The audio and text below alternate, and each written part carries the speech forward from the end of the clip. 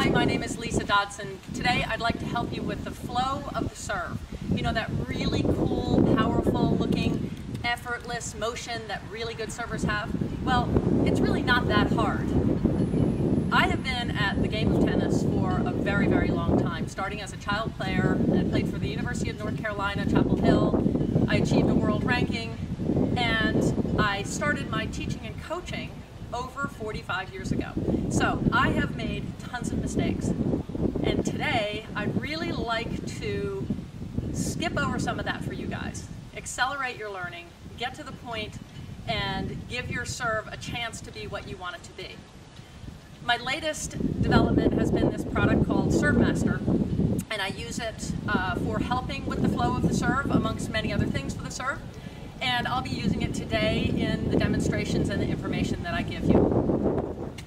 There's no doubt that the serve is a tricky series of movements, but the fact is everyone can have a continuous service motion. You just need to do a couple of things right. Problems usually arise because of a couple of things: a poor grip, excessive movements, and movements firing out of sequence. Most of the time, it's really hard to figure out what your own problem is. You spend a whole lot of time concentrating on something that really doesn't matter. And sometimes, you really just want to improve something that's really good and keep getting better and better. So I want to keep this really simple for you and make it all about feel and patterning. Those are really the keys to creating a successful service motion.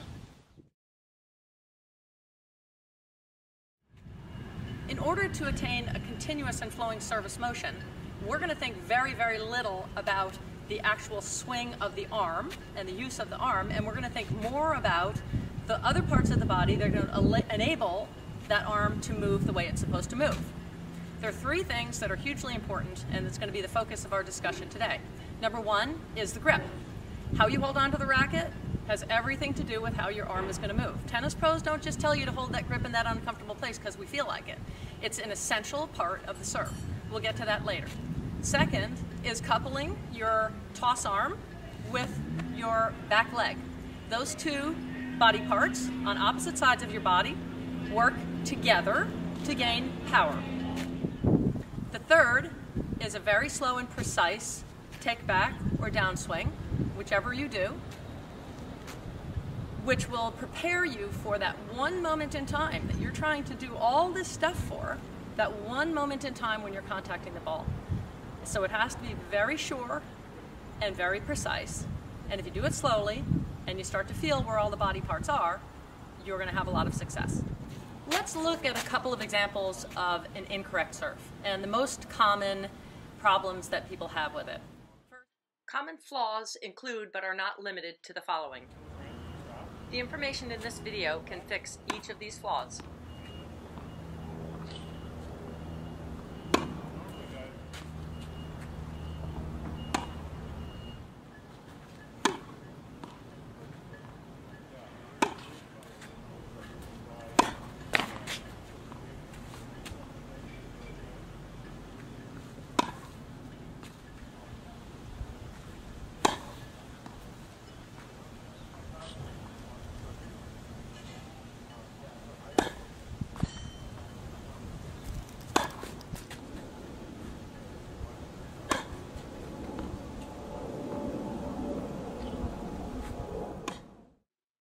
We're looking for something a little smoother with good tempo and little movement.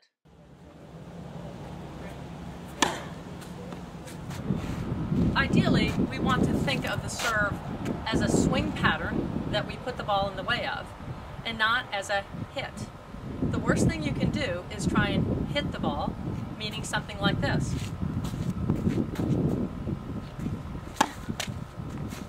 Right? I'm just trying to hit it, but I don't have any science behind it.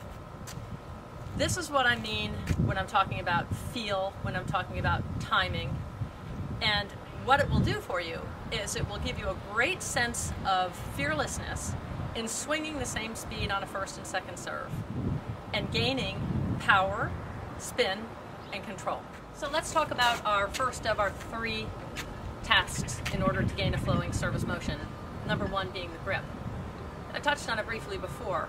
You must hold at least a continental grip in order to achieve a flowing surface motion. How your hand holds onto the grip has everything to do with how everything else is going to move. Okay, so your continental grip, I'm sure you've seen it before, is left of center if you're a right-hander, with the V-notch from your thumb and your forefinger over on the first left bevel. I've drawn a convenient little mark there so I can remember where it goes. Now don't get me wrong, there's lots of wiggle room on a serve grip. You can also move further left, which you're going to do for your slice and your kick serves. What you will not do is move to the right towards a forehand. That's a big no-no. So we're going to keep it over here even though it's uncomfortable. So let's take a look at what the grip does to your shoulder.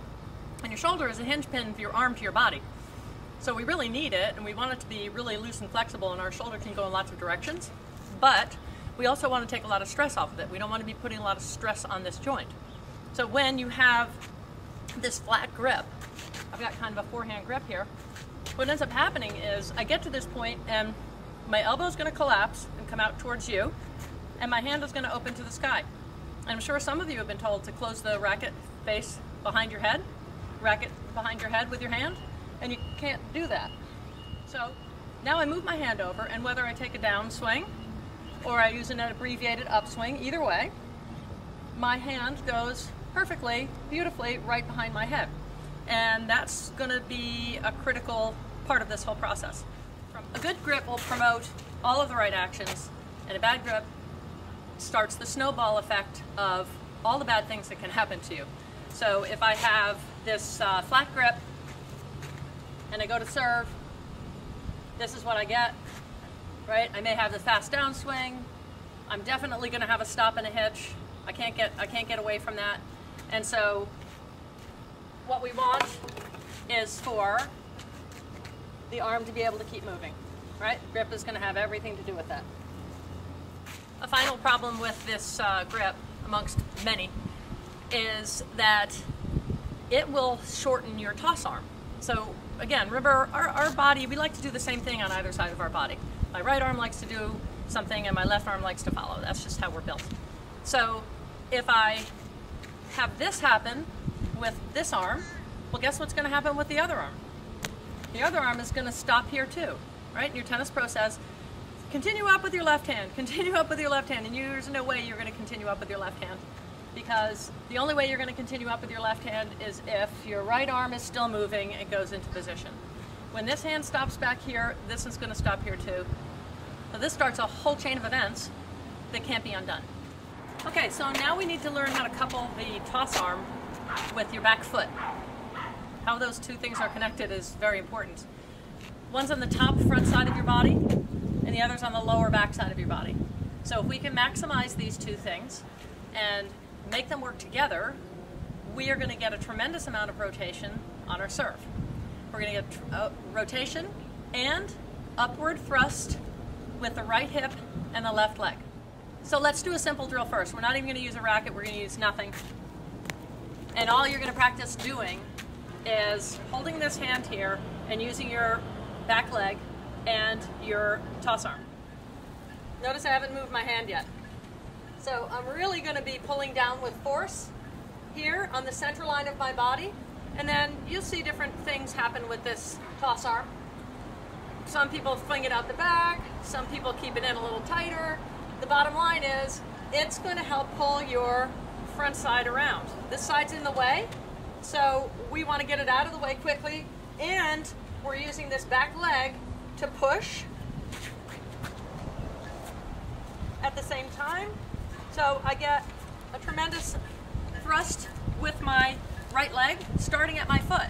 It goes from my foot to my calf to my knee to my hamstring, and then it finally pushes my hip around. The next thing we're going to do is learn how the racket follows that. So we basically want to be pulling this out of the way and pushing with the right side before you swing your racket. They don't happen at the same time. This is what's known as rotating, and some people call it the kinetic chain, and I don't think a lot of people even know what that means. It means that the unwinding starts from the ground up, meaning from your back leg, back foot, with the help of this upper opposite extremity, okay? So now I'm just going to start in my correct grip, in my position we were in before, and all I'm going to do is I'm going to hold with my left hand, push with my right foot, and then fire, okay? Pull, push, fire. Pull, push, fire. And then I can handy dandy grab onto my racket and get ready again. I may not be doing a great job of keeping my head up, but I'm trying to illustrate this toss hand and how the foot work together, okay? That's how you get racket head speed. You don't get racket head speed by standing and just swinging harder. It doesn't work that way.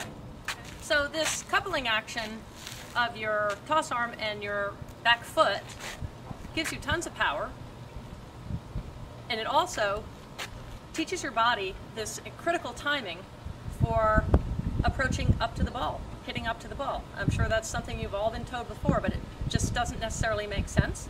This is going to allow you to go up to the ball by using your left side to help pull you up, and your right leg is pushing you forward, your back leg, while your front leg pushes you up. They all work together. Then I'm going to get the firing action, and since I have a good grip, I'm going to get good pronation.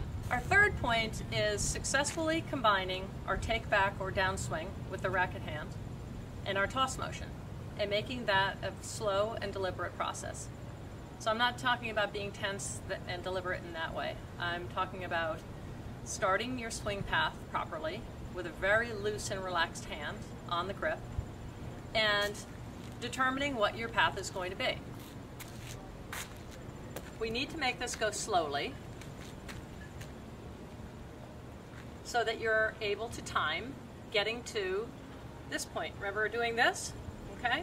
Because if we do it really fast, it's going to look something like this, right? You let go of the ball, it goes all over the place, the racket's sticking up in the air, and what are you going to do from here?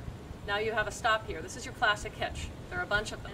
Most of them are caused by going too fast on the take back downswing combined with the toss arm. Remember, if you're a right-hander, your right hander is your driver, right? That's what's dominated your life. And so if your right hand goes back fast, guess what your left hand's going to do, your toss hand? It's going to go fast. So no matter how hard you tell yourself or somebody tells you to slow your toss down and extend your arm up, you will not do that. So, and we want you to do that. We want you to be able to control what you're doing. So this arm is going to go nice and slow and a continuous movement to here, okay? So that your left arm has, or your toss arm has time to do what it needs to do. Okay, that's really, really important. So you can do a simple little drill that's going to help you a ton with this. You don't have to be hitting tennis balls in order to change. I would get a lot of practice off the court or standing on the court but not hitting balls, going through the motions, and until you can do them without a ball, you shouldn't be hitting a ball. So here's your number one drill. We're going to get a grip, right? We're going to get the continental grip and set your feet up normally. And all we're going to do is go use your normal downswing, whatever that happens to be, and we're just going to land these two things at the same time. I'm going to land my toss hand straight up and my right hand behind my head closed at the same time. Okay? So if I'm doing it with an abbreviated motion, maybe I do this, right? But regardless, you notice that this hand is getting here when this hand is getting here.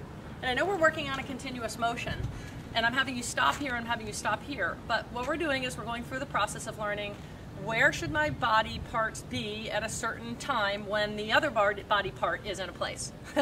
Okay? So that means, well, whether I'm doing a classic downswing, basically I want my hand to arrive here and this hand to arrive here. And then we're going to move on from there. We're not going to actually stop, but for the time being, we need to make it so that your timing is such.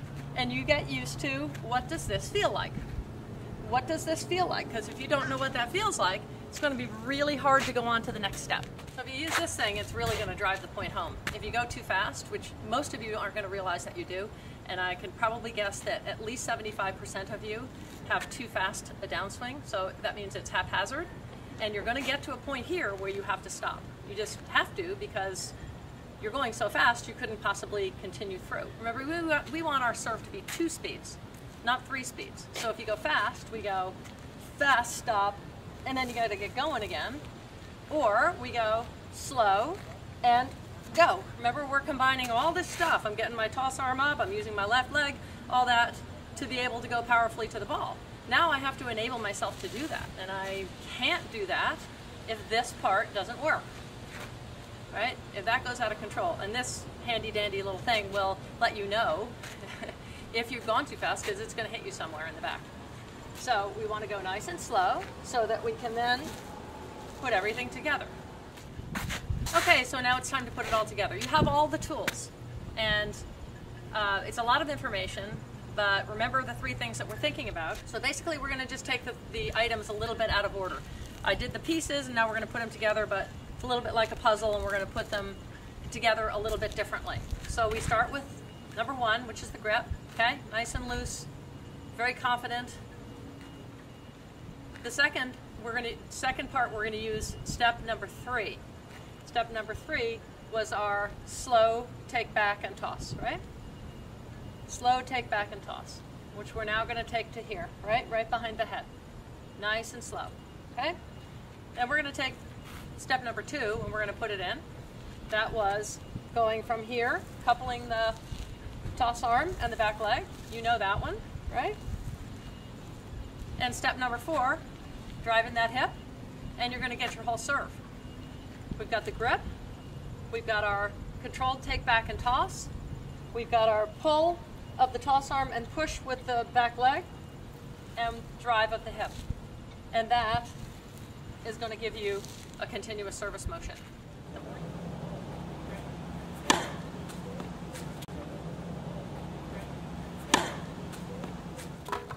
You can really see it with this. You notice how I'm opening up my hip early? And that drags me through. It almost looks like slow motion. And right here, I'm not even swinging. I'm just rotating. And that's where acceleration happens. Okay? Somewhere acceleration has to happen in a 2-speed swing, right? We want to go slow and deliberate to get the stage set for success. And then we have to accelerate. We have to give ourselves the ability to accelerate. Okay?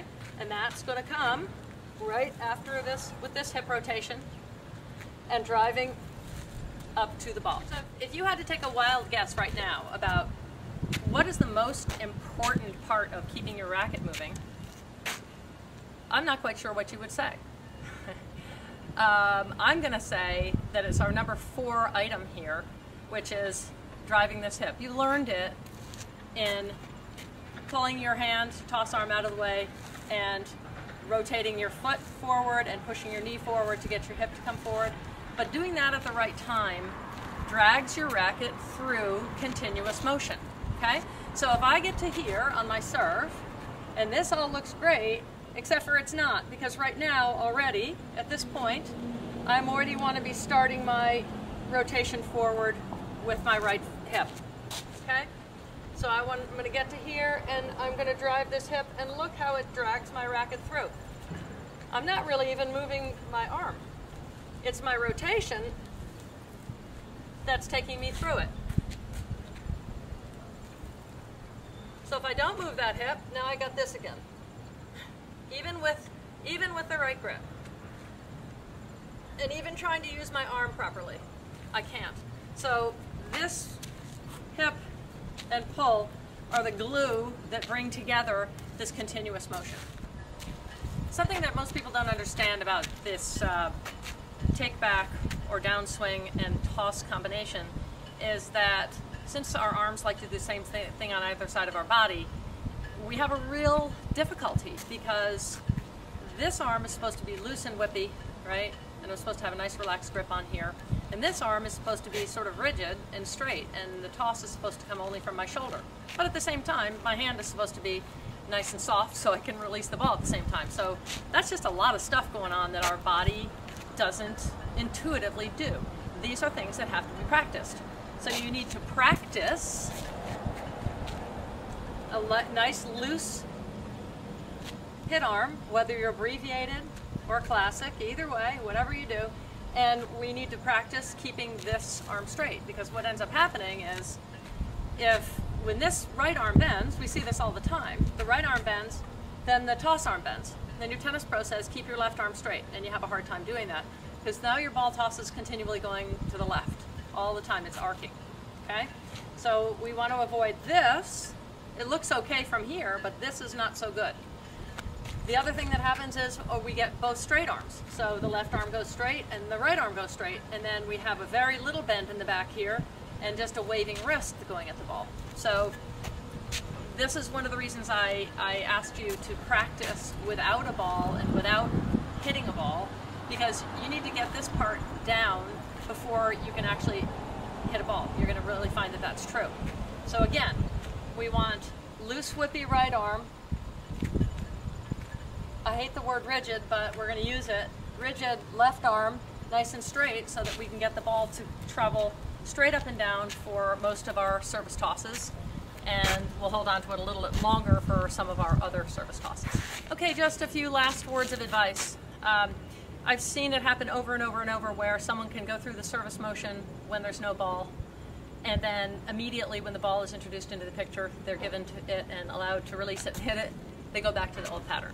And so you don't want to be that. We want to start changing immediately. So there's a little mental trick you need to do when you're coming out to practice, and that is just go through your motion, go through your swing, know what your swing is, learn it, feel it, regardless of whether the ball is in the right place or not. I'm actually a teacher who tells people in practice to swing even on a bad toss. Now, the difference is I don't want you to hit the ball. What I want you to do is I want you to produce the proper swing no matter what toss goes up. So what happens is lots of times this type of thing where I go through my motion, my ball toss goes over here, but I'm still going to swing to my contact point because I have to start trusting that my swing pattern is the right thing, okay? And then you do that enough times and eventually the ball toss is just going to happen to be in the right place one day, and then you're going to hit it and it's going to feel pretty darn good, okay? So you got to trick yourself a little bit. Don't let the ball boss you around. It's just a ball. You have to be in control, and you need to trust your swing pattern regardless of whether the ball is in the right place or not. What you shouldn't be doing is chasing bad tosses and trying to hit them, because what we're not supposed to be doing anyway is we're trying not to just hit a ball, right? We want a swing pattern. We want the path of the racket going to a sitting still ball, waiting for you to come along and crush it. My last bit of advice is if it doesn't feel right, it feels weird, it feels awkward, you're probably on the right track. It shouldn't feel like what you do if you're trying to make a change, because you're trying to change, you're not trying to feel the same. So you need to let it be for a little while, just play around with it, give it some time, trust it. Get yourself videotaped a bunch of times. Know what you're looking for when you're watching it. And make some really good mistakes. There are good mistakes and there are bad mistakes. The bad mistake is repeating the same thing over and over and over, and that's not helping you. A good mistake is doing the right thing, but missing, wide, long, in the net, who cares?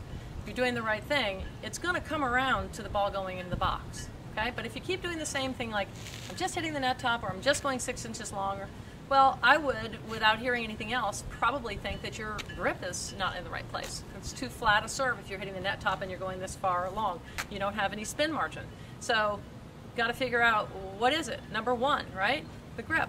So then your next mistake should be you're hitting the ball too far to the left as a righty or too far to the right as a lefty, because the spin is going to take it that way. The point being, make a change.